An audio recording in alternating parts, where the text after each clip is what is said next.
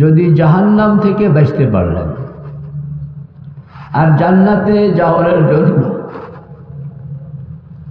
আল্লাহ পাক কবুল করলেন, তাইলেই আমরা পাইলাম, আর নতুবা সব খোয়াইলাম।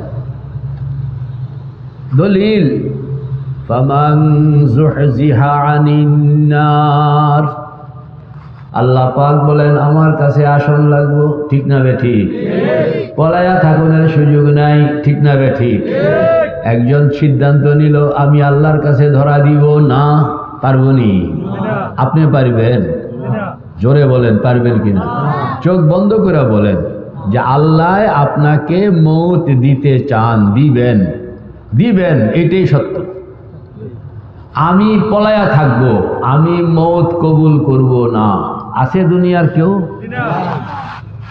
قل إن الموت الذي تفرون منه فإنه ملاقيكم, যতই পলাও পলাইতে পারবা কিন্তু রক্ষা পাইবা না।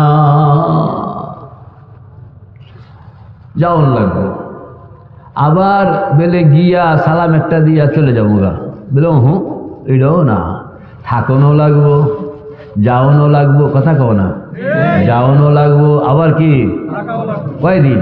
1 মাস। আবাদুল আবাদ, চিরকাল আবাদুল আবাদ, যাওন লাগবো, কোনো সন্দেহ নাই, থাকন লাগবো, আবাদুল আবাদ। বাগন যে বলি, বাগনের রাস্তা নেই। আল্লাহ, এবার হিসাব কিতাব করে কর না।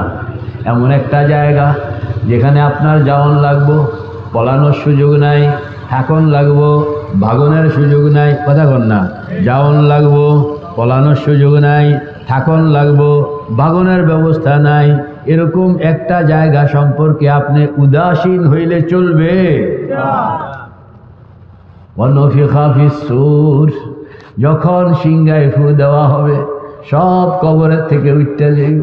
আহা, ফাইদা হুম মিনাল আজদাসি, সব মানুষগুলো, সব জিনগুলো, সব জীবজন্তু যে যেখানে আছে কবরের থেকে পিঁপড়ার মতন উঠতে আছে।